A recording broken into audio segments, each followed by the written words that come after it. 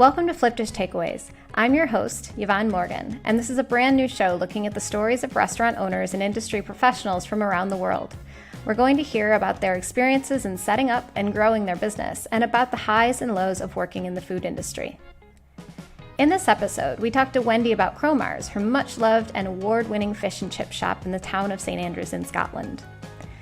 Wendy started her business in 2013, and it's changed considerably in the years since. With eat-in services disrupted during the pandemic, Wendy was forced, like so many others, to completely reorganize how her business was run and to think about how she could keep her loyal customers happy and safe with takeout and online orders. These changes have completely reshaped Wendy's business, even with the full reopening of restaurants. Wendy's a strong supporter of her local community, sourcing her sustainable produce at the nearby Peterhead, and getting involved in local charities like the Fisherman's Mission.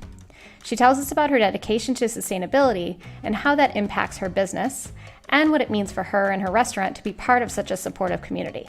And finally, Wendy tells us about Cromars' recent Katie Award nomination for Best Use of Technology, what this nomination means to her, and how technology has changed how she does business. Wendy, thanks so much for joining. As you said, you just stepped off of the sailboat, so I want to thank you for taking the time this afternoon to have a bit of chat with me today. Great. So I wanted to first just take a little bit of time for our listeners who don't know as much about Cromars to ask you to give me a little background about Cromars and maybe the history of yourself and the business where you're located, if you would mind doing that. Sure. So I guess the history of myself, I come from a fishing town in Peterhead, and my family are all fisher people. So from a very young child, I watched my grandfathers, great-grandfathers, uncles all go to sea on a Sunday afternoon, and they would go for like 3 weeks at a time. And then, so we're talking maybe 40 years ago now, it was very, very hard. It was a hard life for these men, and then they would come home for a week and then they would go back out to sea. Things have moved on significantly since then. But I guess as a child watching that and being brought up in that line, it was always, it always touched your heart about the I guess the hard life that it was, you know, and people don't realize, I guess, from what the men have got to go and do to bring fish back to then process and deliver it to a shop to then be put in a plate or in a box. How it actually gets there. It's like going to the supermarket, and you youngsters now, they see a chicken, they don't actually realize where it all comes from. They say it comes from a supermarket, you know, so it's quite interesting, the actual line of where these things come from. So yeah, coming from a fishing family, it's a really roundabout way for me, because I I was not in the fish and chip business at all. And I had a children's nursery for 10 years. That was my trade. And then I, in a roundabout way, got back into, I need to do something different. I'm interested in the food and beverage side of life. And I got into fish and chips, which was great. So I'm very fortunate. I have a lot of cousins and support and good network, which means we get very, very good produce. And we get our fresh fish delivered daily. So we're very lucky here. Very fortunate in Scotland, you know, it's one of the few places you can actually get it delivered to your door fresh every day, in a certain cut as well. It's an angel cut, which is always what we were brought up with. So yeah, it's really nice. So and can you tell me a little, so when your family was originally fishing, how or where were they bringing the fish to? Was it for other local restaurants? And when did that transition happen where you opened Cromars, or the family started fishing for Cromars? Okay, so I guess, you know, it was always the fish was caught from the North Sea. Peterhead is one of the main fishing landing ports. So all the fish was landed there. For me, as a young child, I guess, you know, you don't know where it went, but, you know, it's mainly supermarkets or restaurants or fish and chips. but you know, a lot of it is supplied all over and exporting as well. However, obviously that's slightly different now, but a lot of it would go to all the like the cutoffs and things would all go out to China. So yeah, there's a lot of exporting, I guess, going on. But you know, I just always remember way back in the day, you know, the fish being taken to filleters, and then all these ladies would be like filleting fish. So yeah, it's quite interesting. It's and very, when very old fashioned. and when did you open Cromars, or the family open Cromars? Okay, 2013. So got involved with Cromars in 2013, and it was an opportunity to just do something slightly different, I guess. And there was definitely, St Andrews is a wonderful town. It's full of students, lovely locals. It's on the seaside. It makes sense. Lots of tourism, golfers. We have the old course there, and we've got the 150th anniversary of the Golf Open there next year, which will be a big, big year. And with obviously Americans and Chinese not being able to get over this year, they love to come to St Andrews, which is great. And we're really missing them this year. Really missing Yeah, them. I bet. Yeah, And I know. And talking about, I guess, the past decade and the customers that you had that were coming to your restaurant, has that changed at all?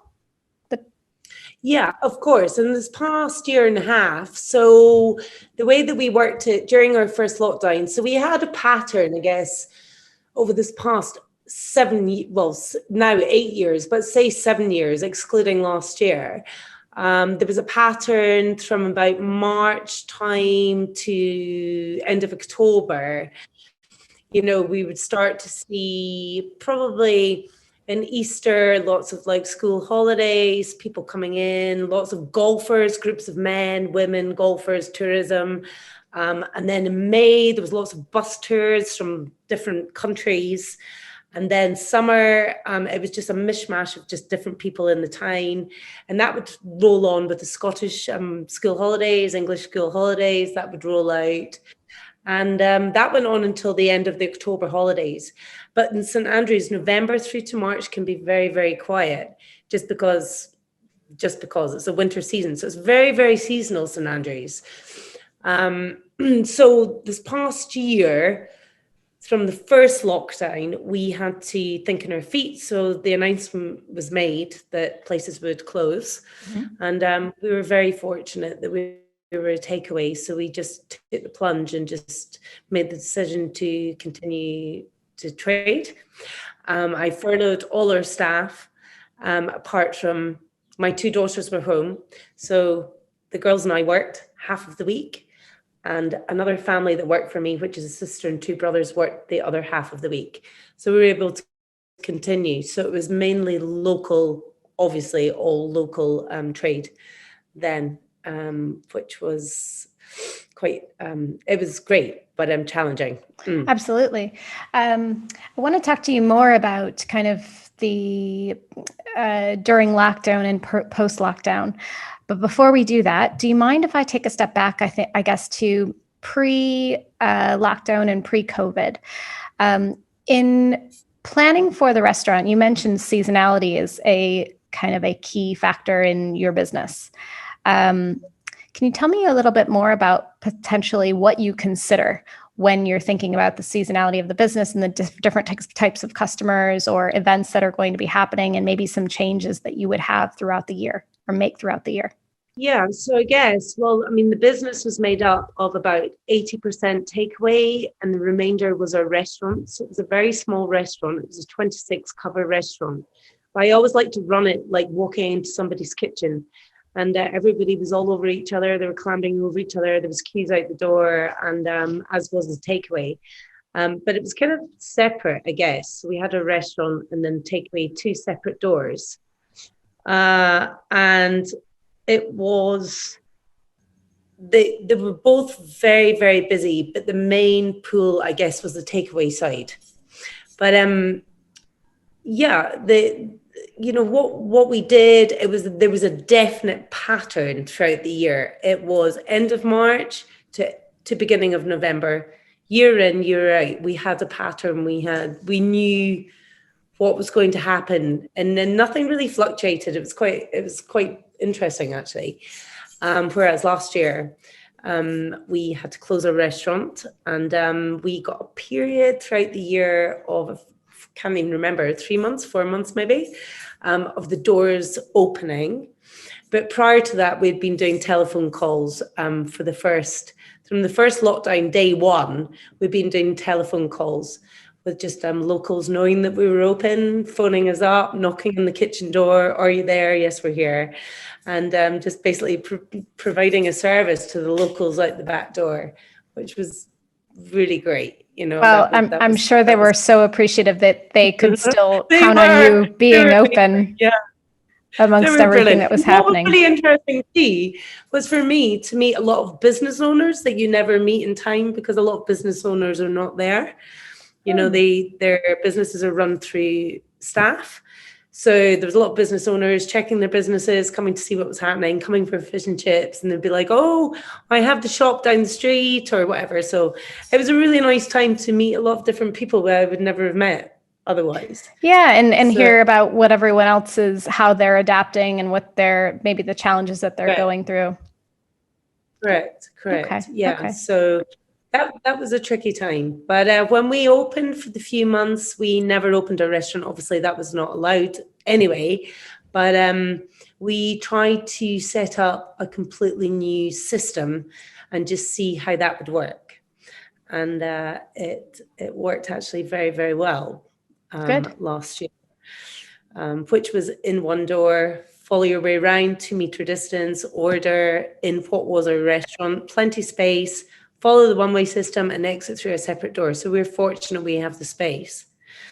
But it made me think, actually, that's been a good year. That's worked. Everyone's happy, and this potentially could be something going ahead in the future, which is, where we are now.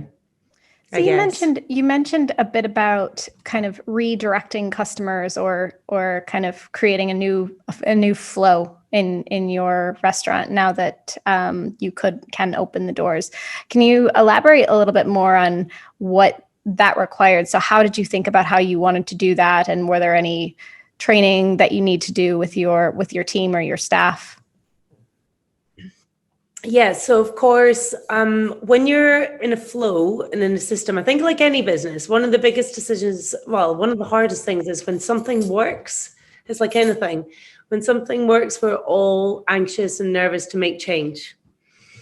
Because you think, if you make change, is it the right change? It's a big decision to make, because you're not just making it for yourself, for the business, it's for the team. It's to ensure the decision you make is going to work, and you never ever know that with change. Yeah. And the way it had been working with it was a wing and a prayer. It really was. It was just like, okay, we're going to stay open. We were the only place open, and Domino's, of course. We were the only two places open in St. Andrews for months. And we weren't very sure what we were doing, I guess. And people would just, as I say, knock on the door, give us a call. We would take payment over the phone. We would cook their food, and we would then phone them to tell them their food was ready. And it was very, looking back, dark ages, I guess. It was just a bit of a nightmare. It was a complete nightmare, but we did it. And so that ran, and then the doors opened. So it just got back to the usual flow of just takeaway. And then I thought, my goodness, if we go back into another lockdown, there's no way we can do this again. We need something completely different. And this is where Flipdish got in touch with us. So they had got in touch with us, and I am not techie minded at all. That was a big, massive change for me. I was like, oh my gosh, how do we do this? How could we manage it? And the team were incredible. They were just brilliant. They just took me step by step. They took my hand. They led me through it. Don't worry, we'll get it sorted. We'll put it all in place for you and see how it goes in the event we go back into another lockdown. And it was integrated with our POS system as well. So it wasn't another little device that you would have externally in the shop. So it comes through our POS system, through our printer. So it feels like it's part of our whole managed team. You know, like you've got your delivery and Eco Eats, and you could have all sorts of other things like that, but they're all very external. And sometimes the internet can go down, so it doesn't work. And I just kind of figured that that was far too flaky. So yeah, it was all like put through our system, would come out, and it worked beautifully. The doors all got locked down again. We went back into lockdown, and thank goodness. So yeah, so we've been running for 5 months with Flipdish on online ordering, and it was actually the best system we've ever had. In fact, when the doors opened again, we were just thinking, oh my gosh, I'm not sure that we really want this, because it was so organized. We had like 3 orders every 10 minutes. So yeah, so the Flipdish, once we introduced that system, it was just fantastic. We all got into the swing of it. The staff really enjoyed it. The customers really enjoyed it. It worked for everybody. So that was ideal, really good. And the team, oh my gosh, the team are just, I don't know where they get their team from, but yeah, they're great. Everybody is so helpful. You know, they've taken on everything. They know what I'm like. It's really funny because they're like, oh God, Wendy, we know you're really rubbish. This is what makes me laugh. We know you're really rubbish with this. We know you're really good with this. We know whatever. So all these little bits we'll take on board for you, and they just make it happen. So we've now got our own app. And Flipdish also do our marketing. So they send out posts every week. And I got a bank of professional photography done, and sent it off to Dave. And he's great. And he just posts something every week. And I just feel like at the moment we're not maybe supporting it as much as we can, because we really find it hard to manage the 2 different systems. It was always going to be like that. So we've had to kind of cut down our online ordering at the moment, because we don't want to do 2 jobs badly. We need to focus. And but again, it's great, because we're now, instead of 3 orders per 10 minutes, it's maybe like 1 per half hour, Sure. But it's manageable. And then we can increase it again as it slows down, you know, so it's like increase and decrease as and when. So yeah. And so now you're taking orders in store, correct? Yeah. Okay. And that's been a big change. That's where the big changes come in. Yeah. So you mentioned that your staff kind of knows you, and they have been able to help you adapt. So it sounds like you have a stellar team on board. And now you have your in-store or on-site ordering, and then you have your online ordering as well. And you're able to kind of throttle back and forth between the 2. I wanted to ask you, Yeah. so I'll start again. You've been recently nominated for a Katie Award. And I wanted to just say congratulations on the nomination. That's very exciting. Thank you so much. And can you tell us a little bit about... for technology, can you believe it? I can believe it after what you just told me. It sounds... One has to learn quickly. And tell me more. Great. So you said that you might not be the most technologically savvy. So what does this award mean to you, or how would you kind of describe it to? Oh, it's huge. It's huge for us. It really is. To be recognized, I guess, for me personally, you know, when everyone else was locked down and whatever, you know, not one day, we've never had one day off. We just kept going. And I think because I'm really passionate about our business, and I really believe in it, and I know we can do it. And it wasn't a question of being unsafe. It was very, very safe. I was there with my 2 kids who are, you know, they're not babies, you know, they were able to help in the business. So I was there at one household, and we cleaned it down. And then the next household, Shannon and her 2 brothers come in. So there was only 2 households ever in the shop, keeping it alive, keeping the lights on, keeping it going, providing fish and chips to the locals and to business owners and people in the town. So I felt like we really, really did a good job. You know, that's one thing I'm really passionate about. I think a lot of people were like, oh, we'll close for 3 weeks, 4 weeks. But unbeknown to anybody, it went on for like 4 months, 5 months, you know? So I really do feel, and we learned so much, you know, because it was just trial and error. It's just like, and the phones were a disaster. They did work, but it was a nightmare. It was really hard work. And this is where, you know, Flipdish coming on board and us learning the technology and how we could move forward.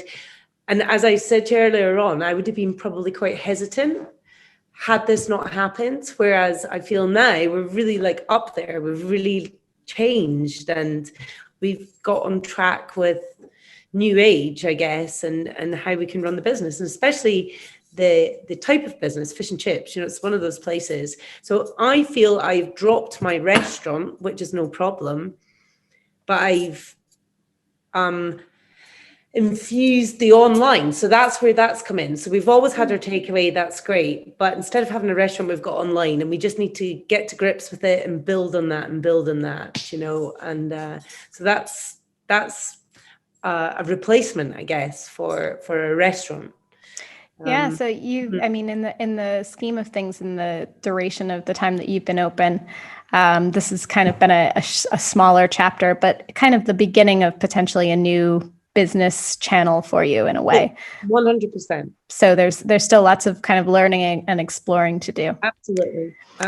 So I wanted to ask, I know it's very obvious that you are very vested in your community. And I also learned that you source a lot of your produce locally. Yeah. So I wanted to just ask a little bit more about how you get involved in local charities. And if you can tell me a bit about some of those charities that you support and why those are important to you. Okay, so we are with, we support charity, the Fisherman's Mission, which I think is just a great charity to support, you know, with the fishermen, obviously, in my history, I guess, and I know what the fishermen go through. And so we support the Fisherman's Mission. Waves of the World is a new one that we've started to become involved with because I'm really interested in the oceans and the sustainability and what's happening in the oceans that we're all very aware of, and about the cleanup of that and how we can use, you know, for example, changing the plastic water bottles for either glass or ideally to see water in a can eventually. You know, that's one of my big things. It's just like, you know, to sell water, can somebody quickly come up with something else other than plastic bottles for water? Or even customers coming in with their own bottles, no problem. But everything we have is biodegradable. In fact, we're just purchasing, because I've had to refurb the whole shop, get rid of the restaurant. So it's now we've got high benches and stools. And I've just bought stools, which are from recycled plastic from the Mediterranean Ocean, actually, which is quite interesting. So it's just about giving a little bit back for our oceans. So that's a great charity. I love that one. And we've just sponsored the St. Andrews Sailing Club, hence why I've been sailing today. Okay. So I know. So part of that was, so the St. Andrews Sailing Club got in touch with us and they were like, you know, would really like you to sponsor us. So that's great. So we're working really closely with them now. And, that's great. That's great. Wendy, can you tell us a little bit about the fish that you use and how you make the decisions on what types of fish you're bringing into the restaurant for your customers? For example, I will only buy haddock, for example, at the moment. We used to serve cod and haddock to give an option. They're two white fish. But cod is not being sustainably caught at the moment, so I won't support it. So we've just taken that completely off our menu. So it's haddock or haddock, and that's the one thing. You know, like we have haddock, that's our main white fish. We use calamari, we use scampi. You know, we give options in the way the haddock is cooked, whether it's battered, grilled, breaded. We do haddock with Cajun spices, chili sauce. For gluten-free option. There's all sorts we do, but it's just the way that the fish is caught that we will either support or not support. Oh, and can I? So you're saying that cod at the moment is not fished sustainably. Can you describe that a little bit? It's been, I guess, over caught. In fishing, there's quotas that you're allowed to bring in, whether it's being over caught, which makes it stink in the end, is or the way that it is caught. I can't really go too deeply into that, I guess, but it's probably being over caught, the fact that that it's not being done correctly. There's a lot of rules in fishing, and if you step out that boundary, then it's not supported by, for me, I'm at the end of the line, but I know where it starts at the line. And if it's not correct in the middle, then I won't support it. Yeah. So, for example, the processing unit that we use, the middleman, I guess, where the fish comes into the market in Peterhead, then it's picked up and it's taken to the processing unit before it's delivered to us daily, except a Sunday, because that's always a day of rest. It always has been in the fishing families. It's just that's the one day. And it's an interesting one, because when I chose the processing unit that we use, led by family in Peterhead, who advised me to choose them, they were 100% right. Because when I wouldn't buy in fish if I hadn't been to see where the fish comes from. So I went to the processing unit. It was so clean, so well run, so well managed, that I know that fish is going to be 100% right when it comes to me. So by the time we batter it or do whatever we do with it, cook it in whatever way, and it goes in the box for the customer, I know it is as fresh as anything. And, if people want to complain about it, I know 100% that we've done the best we can possibly do. Yeah, that's excellent. Yeah. And you've got your customers' best interest at heart at the end. You want to serve them the best product. I wouldn't do something out to them to save a buck. I just wouldn't. And that's why we've got to price accordingly, because I pay probably more than most people, but I like to get the right thing. I like it to be quality. And our little slogan is, quality is not expensive, it's priceless. I love that. Well, sustainability is so important, and it's great to see businesses like your business, like Cromars, doing your part.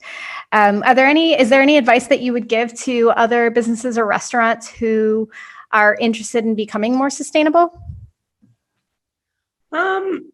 To be honest, all your packaging. So I think a lot of people as well, obviously we don't have the crockery, so that gets washed and cleaned and used over and over and over and over again. Everything we do now, because we're purely takeaway, it's all in biodegradable boxes, biodegradable forks.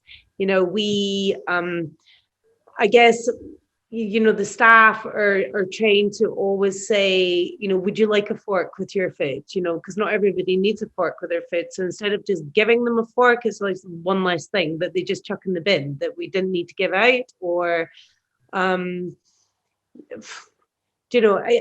your drinks. I mean, all the drinks that we buy are actually glass bottles or cans. Just thinking. But the water is a big one. I mean, I'm disgusted with myself even, because I'm like, oh my gosh, I go to my car, I'm like, why do I have all these blooming empty bottles of water everywhere? It's like and it's a real eye opener, because we're all guilty of it, so it's, a lesson to self as well. And I'm like, right, okay, we need to get more on the glass bottles, or, I look at our plastic bottles and they've already been 50% recycled, but it's like that extra 50%. So it's just working with it as much as we possibly can and doing the best we can. And yeah, it sounds like you're listening to your customers too, or kind of even, their eating habits. You said they may not use a fork. So if you're just asking, would you like a fork, is something that can go a long way. Instead of giving it to them, So. Absolutely. And just to kind of wrap things up, is there any, it's difficult to plan ahead these days, but I wanted to ask you if there's anything that you're thinking about for the future of Cromars, or any planning that you're doing in the short or long term? Well, at the moment, I'm just like really excited about the future for Cromars, and just I feel like it's been a reinvention of the business. So it was established in 2013.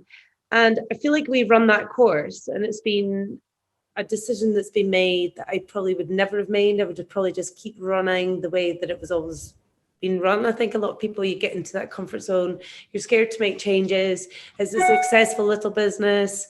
But this is a change that I've had to make. So it's almost like a new baby. It's like, okay, it's a new baby. We need to nurture it. And the really important for me is customer service. The one thing is I have had to, unfortunately, I was unable to bring a lot of my staff back. I had to furlough them, and then there was no positions like, kitchen porter or waiting staff. So that was really sad. I found that really, really hard. But to the point, it cut the whole team in half. But what I'm finding is the small team that I have, everybody's really passionate. We're all working really, really strongly together. And everybody works very, very hard. They're all passionate. I respect them. They respect me, which creates a really nice atmosphere within the shop. And it rubs off on the customers. I hope that they feel a really good, warm welcome. And that's really important. Customer service is big for me, and people either have it or they don't. If you're not passionate about it, then maybe it's not the place for you to be. Type thing. Well, I can hear the passion in your voice. I'm so excited to watch Cromars on your new refreshed journey. Where are you? Where do you live? I'm in Dublin. Oh my God! I would absolutely love to come. Please, come. I would love to, and I will. I'm going to take you up on that. You will. I will. Yeah, please come. And the restaurant sounds incredible. And we, as I mentioned, I've learned a lot about you through kind of what first started working with you. And I think it's just really admirable in everything that you've been up to, even since we've started with you. So it's a really kind of exciting time. I want to work better with you. At the moment, I feel like we've kind of slipped slightly just because we have just got, just with the doors open, that's been the big bomb, I guess. And it's just going, okay. But everybody's on board with it, and we know what we're doing. We've built a partnership that's been really, really special to me, and to my Flipdish contacts, because initially my 2 points, Curum, wherever he is, I think he's in Glasgow, I'm not very sure, but Luke and Jessica, they were my 2 main points. And I know Luke's sadly no longer with you guys, but Jessica, she did anything.